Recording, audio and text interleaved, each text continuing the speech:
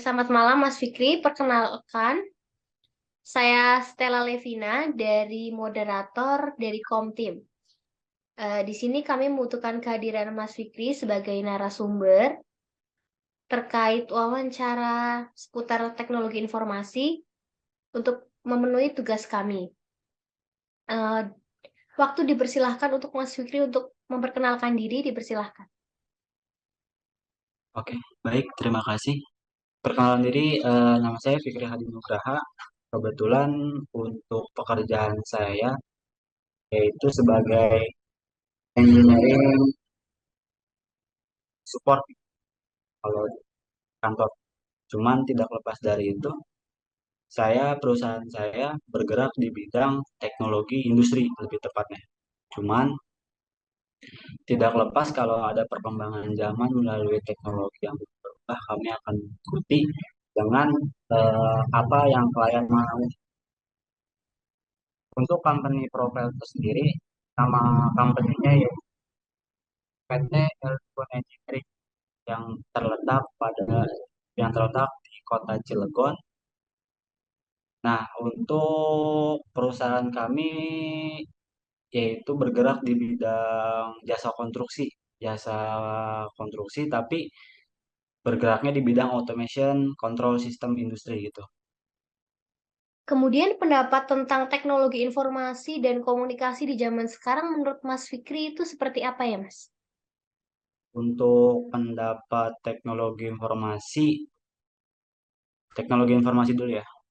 Menurut saya tidak ada yang namanya perubahan zaman, yang namanya apa ya, namanya itu diam di situ aja gitu, dia berjalan di tempat. Karena kenapa? Karena semakin iring berjalannya zaman, globalisasi makin meningkat, pasti ada yang namanya perkembangan suatu sistem. Entah dari kebutuhan masyarakat, kebutuhan suatu bidang corporation, suatu bidang personality, itu pasti ada yang namanya teknologi, maupun di bidang apapun itu. Kita ambil contoh dengan hospital atau rumah sakit.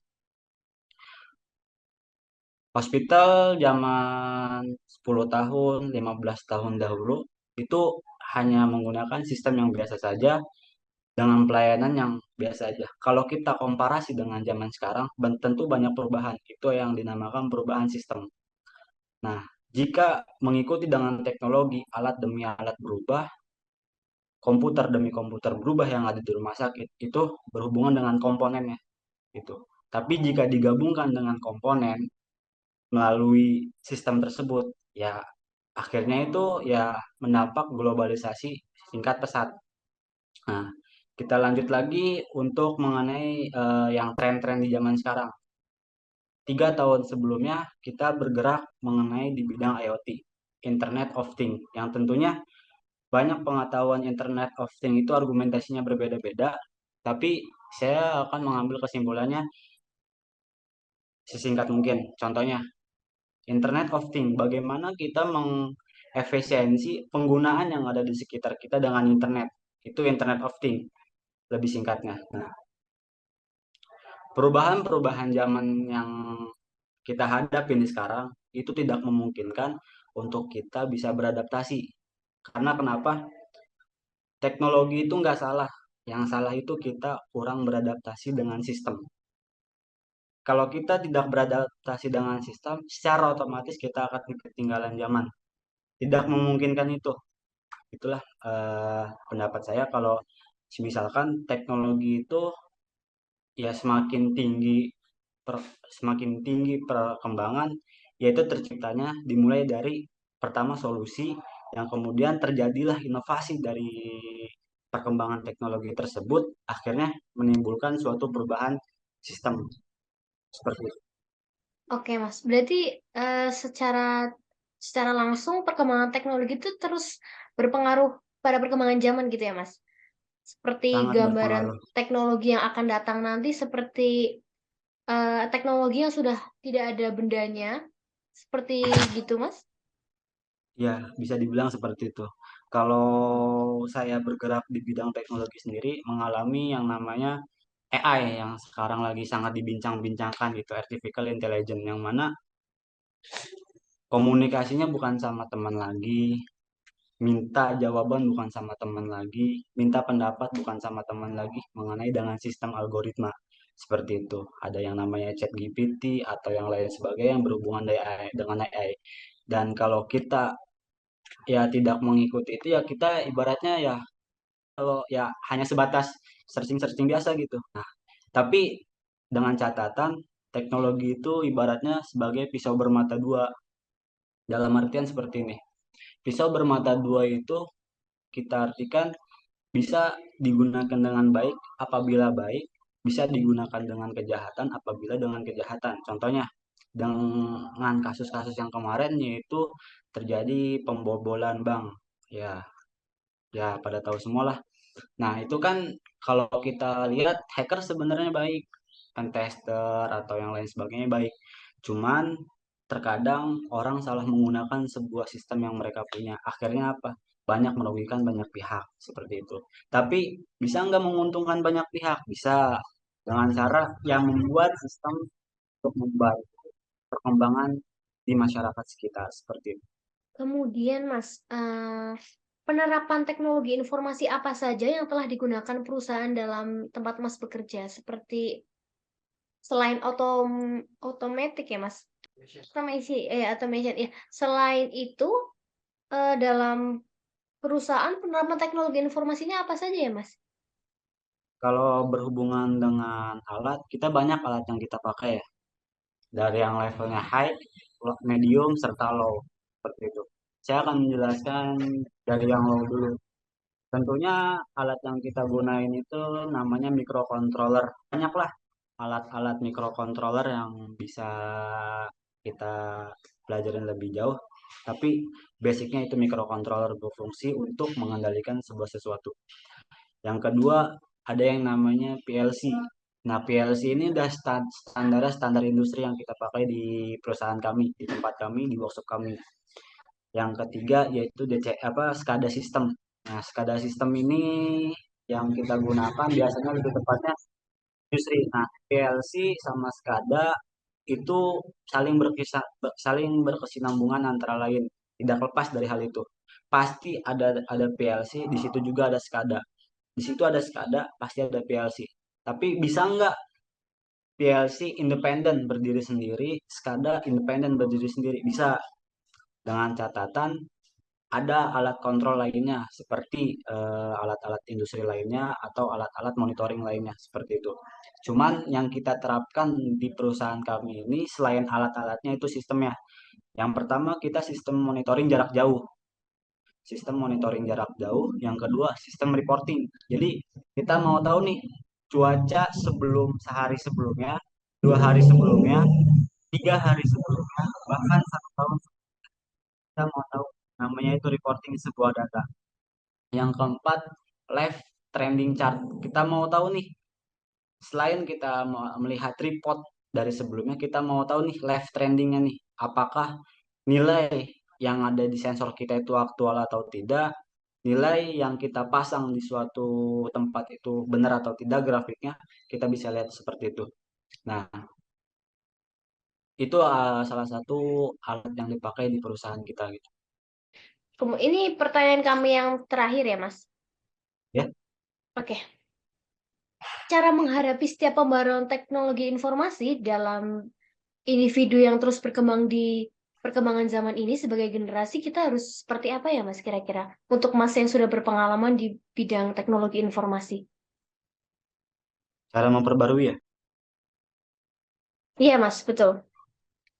Pembaruan teknologi informasi yang terus berkembang sebagai generasi, sebagai kaum yang akan terus berkembang di masa yang akan datang, bagaimana cara kita menanggapi dan menghadapinya? Seperti itu, Mas. Tentunya kalau saya sebagai seorang ya bekerja di bidang teknologi, eh, dalam artian seperti ini ya, kita bisa saja tidak mengikuti perkembangan teknologi, tentunya bisa. Cuman yang kita hadapi sekarang bukan teknologinya, tapi apa yang klien mau seperti itu. Intinya seperti itu. Bisa saja bisa saja saya secara individual tidak mau nih dengan adanya perkembangan teknologi. Cuman karena ada tuntutan dari klien harus seperti ini, seperti itu, ya tentunya kita harus mau mengikuti apa yang klien mau, customer mau seperti itu. Nah, saya sebagai seorang sistem integrator di bidang industri, tentunya banyak hal yang harus dijabarkan kayak gitu. Tidak nuntut dengan satu ilmu, komputerisasi, industri, elektronika, informatika, tidak bisa menguasai satu hal tersebut, melainkan harus terintegrasi sistemnya. Namanya sistem integrator. Semua sistem harus bisa terintegrasi, harus bisa korelasi satu sama yang lainnya.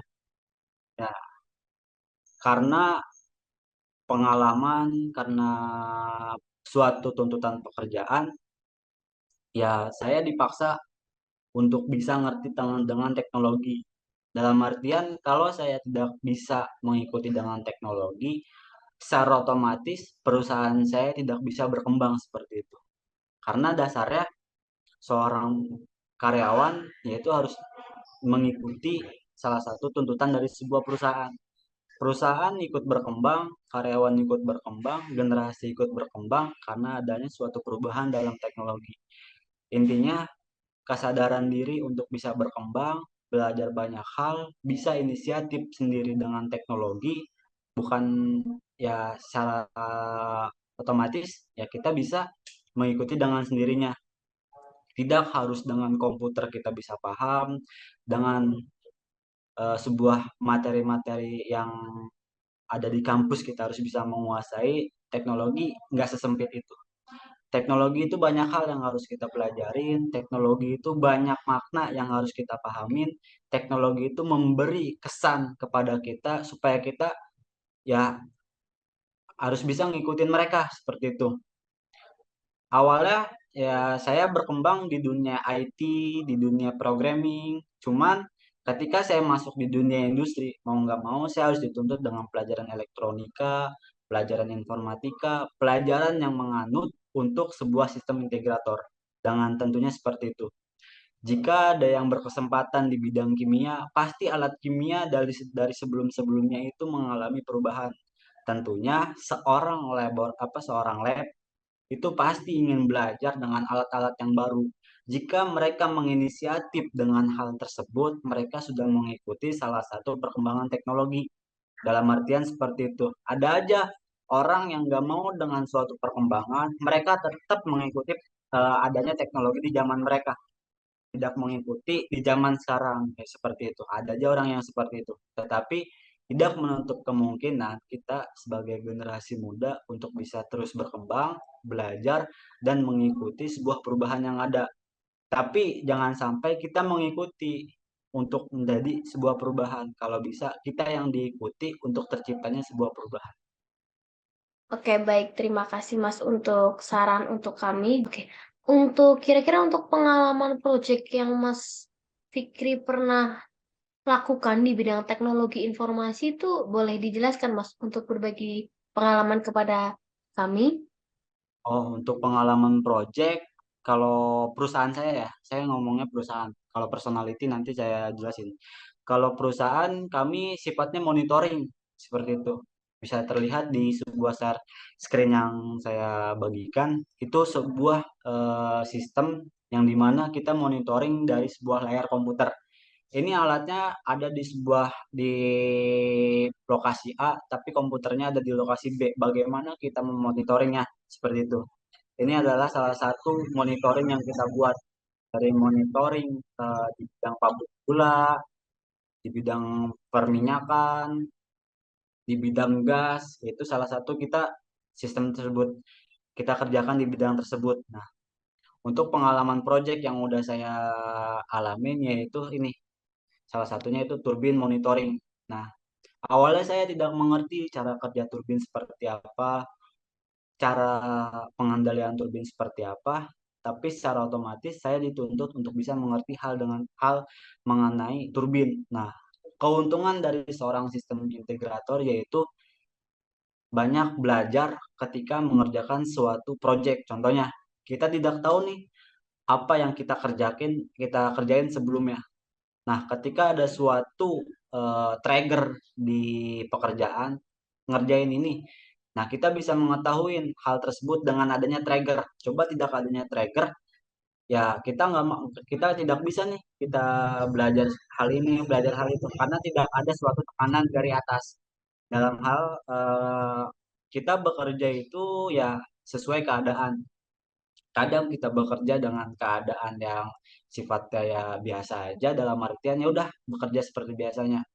Kadang kita bekerja dalam keadaan hal yang emang suatu tuntutan kita harus ada di pabrik, tempat di mana kita mengerjakan suatu proyek seperti itu. Nah, keuntungan ya sebenarnya sih bukan keuntungan, tuntutan gitu. Tuntutan dari seorang sistem integrator yaitu ya bukan menguasai ya, mempelajari banyak hal. Nah, dari hal komputer, elektronika, sistem informasi, komunikasinya itu harus kita pelajarin karena kenapa? Ya itu adalah sekali lagi yaitu hanya tuntutan, tuntutan di bidang pekerjaan. Banyak hal yang harus kita pelajarin, nggak bisa kita mempelajari satu hal di sisi satu tapi tidak mempelajari di sisi lainnya. Itu ya kalau menurut saya kesalahan. Ya karena ya kita bekerja dengan sistem seperti itu. Tidak bisa personality atau independen. Butuh yang namanya integrasi dari hal lain. Butuh yang namanya korelasi di bidang yang lain. Nah, karena adanya suatu sistem, kita bisa menciptakan sebuah pola. Menciptakan sebuah pola dalam artian kita bisa mengkomunikasikan satu benda ke benda yang lainnya, bisa menyuruh alat satu dan alat dua bisa berkomunikasi dari tempat A ke tempat lainnya. Saya contohin yaitu untuk monitoring jarak jauh ini via web. Ini live ini. Nah, ini adalah salah satu sistem yang sedang kita bangun perlahan-perlahan karena ya kita mau jadi salah satu titik di mana ya kita pengen nih ilmu-ilmu kayak gini tersalurkan di masyarakat, tersalurkan di mahasiswa-mahasiswa yang magang di kita seperti itu. Karena ya ilmu-ilmu seperti kayak gini kalau kita dapetin di sebuah training itu sangat mahal. Saya ngalamin sendiri seperti itu. Karena ya itu konsekuensi konsekuensi dari seorang pembelajar yang dimana kalau kita ingin mendapatkan ilmu ya salah satunya dengan biaya seperti itu. Nah, tidak lepas dari itu kita yaitu bergeraknya ya di bidang dengan teknologi ya seperti monitoring jarak jauh. Ya, ini ya kita menggunakan ya apa yang bisa orang lain kerjakan dengan catatan ini yang alat sistem yang kita buat ini modalnya tidak cukup besar. Modalnya tidak cukup besar supaya orang-orang yang belajar bisa mengikutin. Kita bisa ngebuat sistem yang mahal, kita bisa ngebuat sistem yang lebih canggih, tapi kita pengen bisa nih ngajak orang-orang di lain karyawan atau rekanan-rekanan kerja kita untuk bisa belajar dan bisa mengimplementasikan hasil-hasil karya dengan cost yang lumayan murah seperti itu. Kalau dibilang perbandingan harga ini sangat murah dibanding alat-alat lainnya seperti itu. Ini tampilannya seperti ini. Oke, baik. Berarti ini contoh dari pekerjaan yang ada di perusahaan Mas Fikri lakukan ya, Mas? Ya salah satunya. Oke, salah satunya. Oke, baik. Oke, baik, Mas. Sepertinya cukup untuk materinya dan pembekalannya. Kira-kira begitu dari kami. Mohon maaf, Mas, bila ada kekurangan. Terima kasih untuk Mas Fikri yang sudah berkenan menjadi narasumber kami. Semoga motivasi dan saran dari Mas Fikri berguna untuk kita. Dan apakah ada tambahan lain, Mas? Cukup, cukup. Cukup, oke, baik. Oke, Mas, sekian untuk wawancaranya. Mohon maaf ya, Mas, bila kami ada kesalahan. Terima kasih untuk waktunya. Selamat malam, Mas. Selamat malam.